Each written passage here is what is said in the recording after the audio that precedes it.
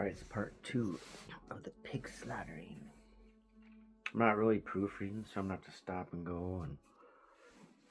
But 8 a.m. my messenger, day 2, January 2nd. I hope you slept well. And had a big smile. Yeah, right? She's like, wow. Next one. Do we wake up at the same time together? 3 laughing emojis. I was just about to say hello to you, Justin. Today's temperature is even colder than yesterday. I hope you stay warm. How are things on your end? So we've just woke up at the same time, too. Imagine that. Here I go. We are in sync. I like that. Right? Then I said the feel like minus 20. I don't like that. But haha, beautiful morning. Decided to warm up and prepare some breakfast. Today I plan not to go out and work from home. Why not? You're a business woman on your computer.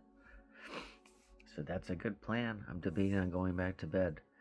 I stayed up way too late. I was excited. She's like, Ashlyn.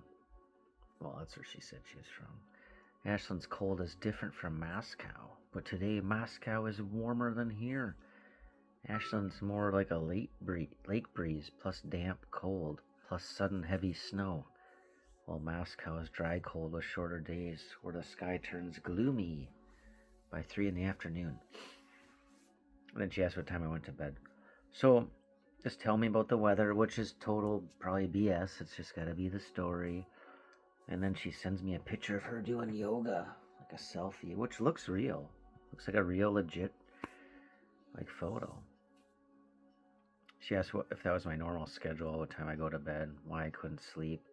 She just did a 20-minute yoga flow, a few warrior poses, already more calm and grounded. So 3 paragraphs. Here's another one. I chat with my parents almost every morning. It's become our little routine. Since we're so far apart, our brief greetings are our way of staying close. Good morning and catching up. They're in Russia. They just finished celebrating the New Year. I couldn't make it back this year because of work.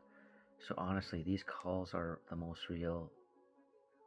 And then she's like, do you live with your parents or siblings? Do you live on your own? So it's amazing to me in hindsight how all of that is a lie. Like, all of it is a lie. Just to get me to open up and be comfortable. Isn't that insane? Yes, I said insane. I said what I was doing up late, making a video, talking about the parents. I tell her about my parents and that, and where I live. She said it's been a long time since I stayed up like that. I even lost track of time, but unfortunately our chat was very pleasant. We're both very engaged. All in all, keeping ourselves happy is the most important thing. It's so relaxing and without pressure. So I reply back to that, and I said she's a blessing because she's just so amazing. Everything she says. She said her parents are both retired. Her father, Sergey, is a 65-year-old. He used to be a mechanic and graduated from Moscow State Technical University. My mother, Madeline, is 62 and was born in Brooklyn. She used to be a teacher, now lives in Moscow. Every year I have to go visit trips to see them and enjoy the pleasures of life. So I tell her more about the channel, and I say my grandparents' name and all that. She's like, what a coincidence. It feels like we are so similar in every way. What are you doing is truly meaningful. It not only helps you, but also very inspiring. It's such a fulfilling thing to do. Then she sends me a picture of breakfast. It's pancakes with coffee, and it's got peanut butter on the pancakes, just like I like, guys. But we didn't communicate that. It just so happened. So I reply back, say something about the peanut butter. She's successful and motivated. I'm glad to hear about her work and timing. So she said, to be honest, I love this so much. What we've been through transforms into the power it helps others. That's where the true meaning lies. It's the most powerful proof to keep going. I support you doing this, and yes, that is peanut butter and pancakes. Handling work while enjoying the ultimate comforts of breakfast. Entrepreneurship has taught me a lot. Consistency beats hype, cash flow is everything, and you have to stay close to what consumers truly want. Like testing small, improving fast, and building trust through relationships. Step by step, I'm turning into something more scalable and sustainable. Scalable. Scalable. So I reply back and stuff. She said, honestly, this year I'm shifting my focus. I still want to deliver and stay consistent with my work, but I'm trying not to pour all my energy into building my page or chasing online attention. I'm more interested in real life finding and a genuine partner, just like me, you guys. I'm more interested in a real life finding and a genuine partner, building something steady and actually enjoying the day to day. Balance feels like the goal this year. Exactly what I'm looking for. Imagine that. I said I'm all in on that business model. This is how I will treat the videos. Okay, I'm all about balance. Maybe I've come into your life to help you do that. Yeah, that's what I said, guys. Just feeding right into it. So she replies back about my goal list earlier. She's like, if you had to pick two of them on that list, what would they be? She said, I learned that entrepreneurship is and consistency beats intensity, and the same applies to relationships. Showing up matters more than big words. So yeah, she's talking about the vlog and the YouTube. It's truly a large platform. It makes perfect sense to connect with people. Blah blah blah. So I say I'm getting ready to go to the gym. The strangers to lovers thing, I'm good with that. I love it. I send her a picture. She's like, you must be very relaxed after you shower. I'm handling some work. Maybe we could have a brief video after I finish. I'm not sure if that would be convenient for you. I said, yeah, of course. What time are you thinking? Thank you. The tattoo. Talk about the tattoos. She said, can you give me a time? Maybe in 30 minutes to an hour. I said if it's around 11:30, I can, but I'll be in the car in the parking lot. Class is at noon, or else I'll be home at 2:30. She said, okay, we can have a brief communication and then get on with our business and talk again when we have time. So nothing gets delayed, guys. Just a quick call. Gotta make sure we're real. I said, yeah, let's do that. I'm excited and nervous. She said, I think it's normal to feel nervous and excited, but what matters is that we can both see each other. Nothing else matters. I'll call you in 10 minutes. Ready? I said, yeah, I'll be there in 10 minutes. So video call, I answered it. It was like a minute and a half. I'm sitting in the car at the gym. It's hard to see because I'm part of the screen, and it was a close up, and it kind of looked like her hair was kind of weird, which I thought was because she sent me that picture earlier, and everything looks nice, and then so I had a little red flag there, but I wasn't sure. I was more thrown off by her German or Russian accent. It's so thick, like I was trying to focus on answering the questions. So after the call, she's like, oh my God, Justin, how are you feeling? Are you indeed excited plus nervous? I said, I feel great. Yes, excited and nervous in a good way. How are you feeling? It was good to see you. She said, oh, yeah. Anyway, I was indeed so nervous I couldn't keep smiling. Fortunately, we saw each other, which added to the sense of reality. That made me very happy. You look cool, much more than real in a photo. Wink. I said, I'm glad we were able to squeeze that in. It doesn't add to the reality. I'm happy too. And I said, you are beautiful. Yeah. Isn't that an original line? She said, aha, thank you. I'm not going to lie. Your compliment actually made my little heart race. Video calls aren't totally my comfort zone, so I get a tiny bit nervous, but I'm glad we did it. It felt meaningful, like we're actually getting to know the real person behind the screen. And honestly, it helps filter out anything fake. Also, shorts in this weather, that's brave. What do you drive, by the way? And are you heading to the gym next? But there's also a sense of excitement and happiness and mental attention. It was a great video call. Then she sends me a voice thing. Here, maybe I can play it. Yeah, let's play it. Hey, Justin. Wait a second. Let me pause it for a second. Proof. All right, we're good. Hey, Justin. Just saying hi. I need to get some work done and relax now. So it's freezing here, so I'm going to stay in and take care of some things. Tidy up a bit, do some laundry, and yeah, finish a few work tasks on my laptop. And hope you have a great afternoon and we can chat tonight. All right, so I reply back, nice little paragraph. I send her a voice memo thing. Yep, she's talking about her clients and distributors and all that, and roller skating in New York and Rockefeller Center. Let me find that video. Hope your afternoon's going good. I just finished with my work. This is at 5 p.m. now. So, she said, as I said before, we have our busy moments in our private spaces, but I'm glad you took the time to do this and sent a voice message. By the way, your voice is also very charming. You also exude an inner quality that makes me feel very sincere and at ease. Oh, thank you, Miss Scammer. Sends me a picture of Times Square. So I sent a few more messages back. Comment about her picture, which looks just like a normal little picture that you would send. So she's talking about rereading the messages, and that's why she likes these chats. She's like, haha, rereading the messages will definitely be interesting, sometimes bringing a heartfelt smile, which is exactly where the charm of my words lies. Although video calls are more authentic, they have no space for preservation, perhaps in the brain, but they cannot be visually seen. So I'm very happy that I've now made a decision that there's absolutely no need to browse Bumble anymore and look through those disgusting messages, because staying in touch with multiple people does not align with my values. Happy face. Then she said, I took a nap while sitting on the sofa this afternoon. Then she said, have you been to New York City? That's where I was born, and the first city I arrived at when I came to the U.S. It has a different connection, regardless of how many relatives live there.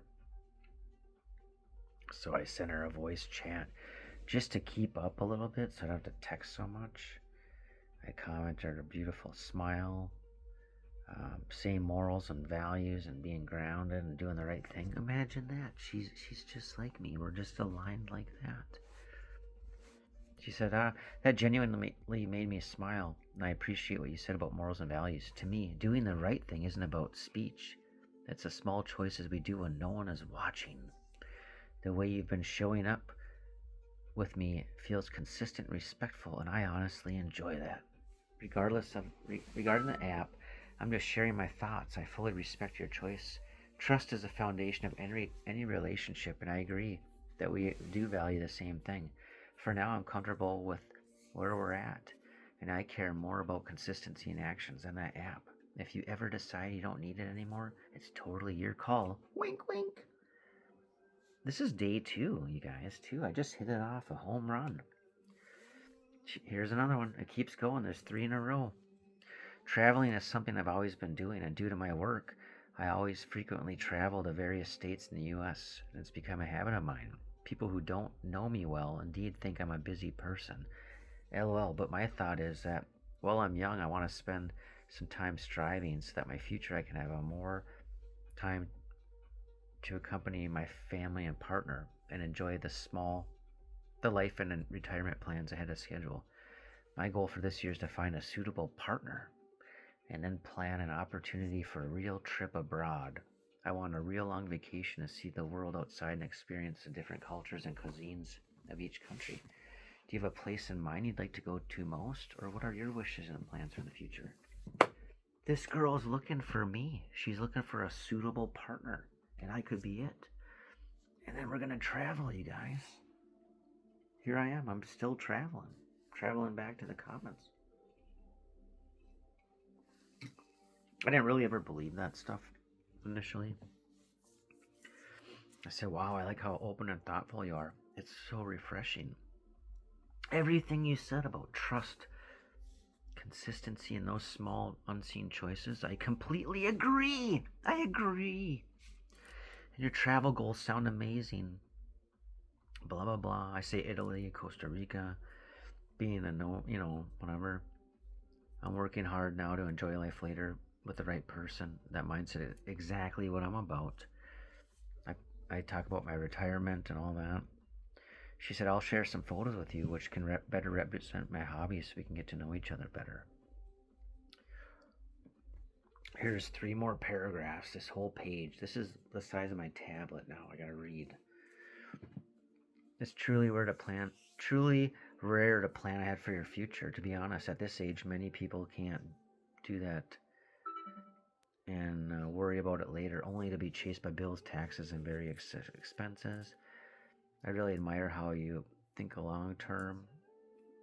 You're not talking about it, it's your actions. Our mindsets are very similar. Work hard to lay a solid foundation, then enjoy life with peace of mind. So, skipping around. Have you already set up a 401k or IRA retirement account for yourself? Are you considering purchasing a new home in the future? So, she just asked me that in the second paragraph. Third one. Travel truly awakens someone's senses for the novice. Changing the city and the air, blah, blah, blah. So she's talking about there's other areas and the climate and stuff. So a lot to even respond back to. I tell her about my goals to buy a house and whatever. I put, hey, you guys, this is my job, my 403B, my job, how long I've been having it, how much percentage I put in my other account too. I just tell her that, the percentages. How smart. So I send her a picture of the dinner I made.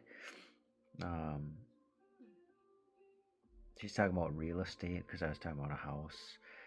And she's like, I have in the Juniper area, Florida, the property originally was 1.2 million. Now it's only worth 800,000. I can understand why that choice might be more important. And then it talks about my parents and their lives, talking about my cooking, and I would love to taste your cooking, she says. Of course, this can be a mutual discussion, suggestion, and learning process. I love food. I usually treat the kitchen as my lab.